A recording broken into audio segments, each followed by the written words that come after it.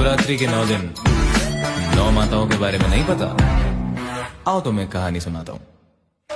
पहला रूप शैलपुत्री सती रूप अवतरित, तृतीय है ब्रह्मचारिणी शिव को जो समर्पित, चंद्रघंटा वो जिनके मस्तक पर चंद्र विराज विराज, कुष्मांडा माँ सब ब्रह्मांड को खुद से उपाज, स्कंद माता का पंचमी सर्व मोक्ष अंतया, छठवीं माँ कात्यायनी कष्ट रोग सब हरा, काल हरे काल निवारे भूत प्रेत दर कहाँ से, भय से भी मुक्त सदा हो काल रात्रि जहाँ पे, श्वेत वस्त्र महागौरी अष्टमी को विराजे, सिद्धिदात्री हो नवमी हाथ चक्र वो साजे बोलो।